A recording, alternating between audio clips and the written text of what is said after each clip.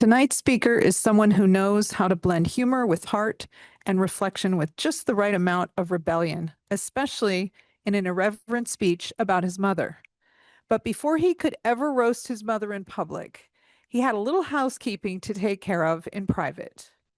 One of the people most responsible for that journey is a dear friend and fellow Toastmaster, Linda Jesse, a compassionate mental health professional who spent 6 months providing therapy for Brian in order to help him find the voice he'll be using tonight. Without Linda Jesse, this speech wouldn't have happened. Some credit goes to ALYKS as well. Here now, with very little gratitude in his heart and a mischievous gleam in his eye, it gives me pride and pleasure to introduce Brian Rouley with his speech, Happy Mother's Day, a napkin for ALYKS.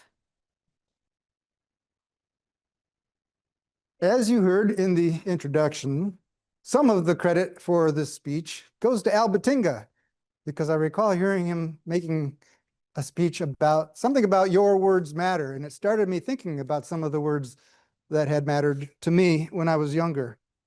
So I took the liberty of making a list of things my mother used to say. There are 13 items on this page, and I thought I could try to wing it, but I don't want you to miss any of this. One of the things my mother used to say, and especially if she had more of her children in the room, is she would say, "You all think you're so smart." Let me say that a different way. You all think you're so smart. If you don't recognize sarcasm, you have to kind of reverse engineer that to understand what she's really saying is, you people are stupid, okay? And what I thought to myself is, well, let's see, Mom, you gave birth to us. If you know anything at all about genetics, what are you saying about yourself?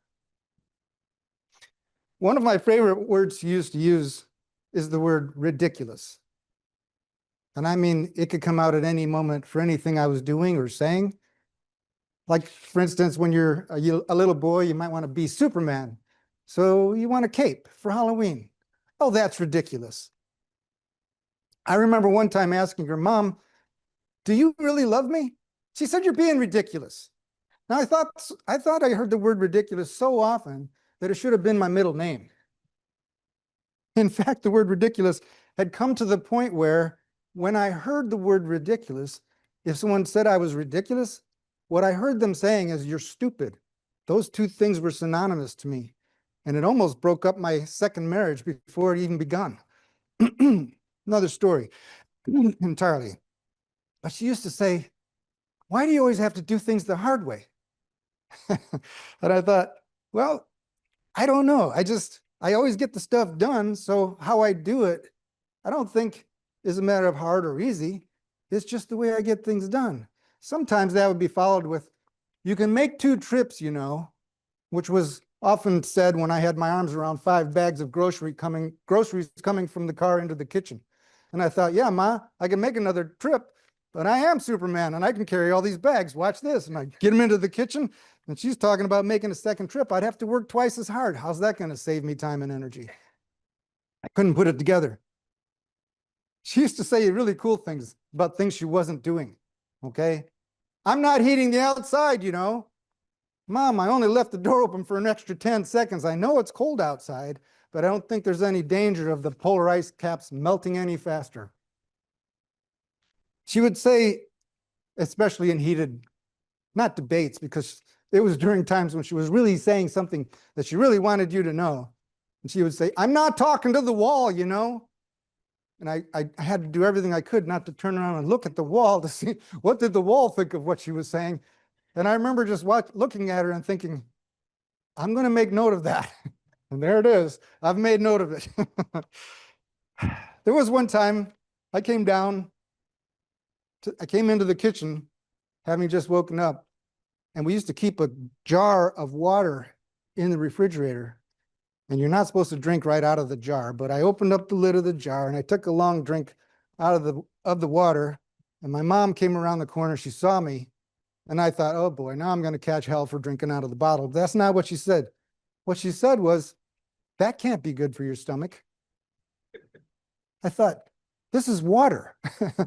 This is the essence of life. Without water, we're not here. I didn't say any of that to her. I wouldn't want to have her talking to the walls again. So I just looked at her and thought, you know, I think there's an expression that goes something like, a wise man speaks because he has something to say, and a fool speaks because he has to say something. Not quite sure how I would relate that to my mother in this situation. I never really spoke back to her in those terms. She used to say, this is one of my favorite questions, who do you think you are anyway? I thought about that sometimes, and I thought, well, let's see, if I really put my heart and soul into thinking about who I am ridiculous, and I think I'm really smart, according to you. We used to kid about that with my other siblings. They would say, who do you think you are? Anyway? Yeah, I'm anyway. One of the things that I always thought was fascinating with her is anytime she saw any new invention or new thing in the world, she would say, oh, now what are they going to think of next? And I know she enjoyed every bit of technology that was available because we had an electric toaster. And when microwaves, remember microwaves when they were new? I think we were one of the first families who owned a microwave. And I remember thinking, well, this is going to make it a whole lot easier for her to say when I ask her, what is there for dinner? Well, find something in the freezer and just microwave it. You can make dinner. That happened. She worked at night. I was a latchkey kid. She would see something new and she would say, now I've seen everything. And I thought, really? Let's see, computers are coming into age, and I'm sure that there will be new things all the time. So if you think you've seen everything and you apply logic to that statement at all, I'm pretty sure you realize that's something you should only be able to say once. I wanted to share with you because it wasn't always all these derogatory and unimpressive things my mother had to say. She actually had a few jokes up her sleeve. These are things you probably would know as dad jokes, but she would say, how do you make a Greek urn? Or what's a Greek urn? The answer, about $1.25 an hour. What's a buccaneer? Well, that's a really high price for corn. Sorry. She'd say, how do you make a Venetian blind? Well, you poke them in the eye. I know, groaners. One of the things she would say in exasperation, oh, for Pete's sake. I didn't know who Pete was. I didn't know until much later about St. Peter, and that's who she was talking about. And it only occurred to me much later in life that most people say, for Christ's sake, right? So Peter was just a surrogate for the real Lord. Sorry, Lord, but that's a fact. My mom used to say, for Pete's sake. I had no idea what she was talking about or who Pete was. I did want to tell you one story about something my mother did much later in life. I received a package from her. In this package were some old photos of me. One of them, I'm wearing a hat, and I was taken in a photo booth, which I'm really happy she sent back to me. The other thing that was in there was this letter. I had the privilege of joining the California Air National Guard and attending tech school in a little town called Biloxi, Mississippi. Anybody know anything about Biloxi, Mississippi? I'll tell you two things about Biloxi, Mississippi. One is you are always wet. It's either 95% humidity or it's raining. Those are your two choices. Pick one. And when you're marching to classrooms in that kind of heat, you're either drenched in your own sweat or you're happy to be enjoying the rain. The other thing is when you march in Mississippi, in Biloxi, Mississippi, in fact, if you just walk on the sidewalks, there's this unfamiliar crunching sound. It's not gravel. It's not snow. This is Biloxi. It's hot and steamy. What it is cockroaches about as big as my thumb. They're all over the place. Every place you go, you just start to ignore them, but you hear the crunching as you walk along. Biloxi is not a really pleasant place to be, but I really enjoyed tech school. I enjoyed it so much, I achieved a 97.3% grade point average, which I thought was really good until I heard about a friend of mine who went to the same tech school and came back with a 99.8% grade point average. But I got this letter anyway from my mother.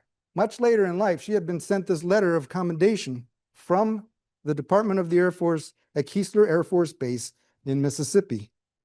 It is indeed a pleasure to inform you that Brian has graduated with honors. This is quite an accomplishment since historically only 10% of students who attend this course become honor graduates. It uses a whole lot of words I'm sure my mother has never thought of herself.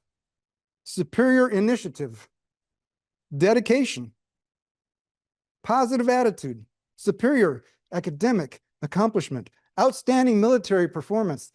This line, his can-do attitude will definitely make him a positive asset to our defense force. And here's the punchline, which I have to believe made my mother laugh. You can be justly proud of your contribution to his accomplishments. I'm thinking, no. And you want to know what her response was to this letter? You ready? Who has any idea what my mom might have done in response to this letter? Are you ready for it? Seen everything. Good one. But here's the actual response. Cue the crickets. I never heard about it. I got this letter, like I said, much later in life. I think it was foreshadowing to her eventual demise. She died in 2008. And I got this package probably a few years before that. So I think she knew what was coming. One of the things she used to say is, "Do you even know why you're crying?" I thought, I think I do. I know I feel something. Maybe the question about, "Mom, do you love me?" I don't know for sure why I'm crying. Maybe you're right in this case. I don't even know why I'm crying. I just know how I feel. And, if I try to be funny, then I get the, "You all think you're so smart" comment. So either way, I can't win this. And I thought, you know what? You're right, Mom. I don't know why I'm crying, but I wanted to get to this last part, which is the second part of the title of my speech. The reason my speech is entitled Happy Mother's Day is because her birthday was May 14th, and we just had Mother's Day, and sometimes her birthday would fall on Mother's Day. But anyway, I thought about what Al said about your words matter and how much my mother's words influenced my life. And the thing about ALYKS, a napkin for ALYKS, my mom used to say, this is my favorite one. When we sit down at a table, especially if we were at a restaurant, and there's a napkin on the table right in front of you, right? She would say, "Put your napkin in your lap and act like you know something." ALYKS, that's the ALYKS I'm talking about. All right, act like you know something. Do your best to look intelligent. I know you're one of my kids, but pretend just for this minute that you actually know something and you know enough to put your napkin in your lap. And even to this day, when my wife and I go out to dinner, if the napkins are still on the table, I will gently reach over and take her napkin and put it on her lap and say, "ALYKS." And she knows exactly what I'm talking about. And we have a laugh about that almost every time. Lastly, you might remember the name Linda Jessie from my introduction and why she was such an important influence on me. I went through 6 months of therapy with her to reduce the level of sensitivity I had about my mother and anything that came up about her. I've gotten to the part where I just don't care anymore. So much so that I can actually have fun and try to be funny at her expense, hopefully for your entertainment. So Linda Jessie, in a Toastmasters meeting, must have been at least 10, 12 years ago now. It was a table topics question. I'll never forget it. Because they said, "When you were little, what did you want to be when you grow up?" And they called on Linda Jessie. And she came to the lectern. And I'll never forget what she said. "I wanted to be a good mom."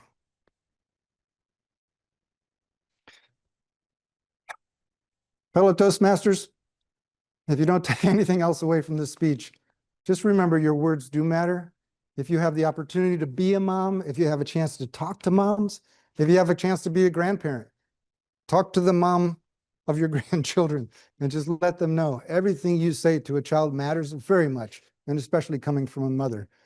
So that's all I have to say on the topic. I hope you enjoyed. Happy Mother's Day and a napkin for ALYKS. Back to you, Thomas. Thank you, Brian. Thank you. Mr.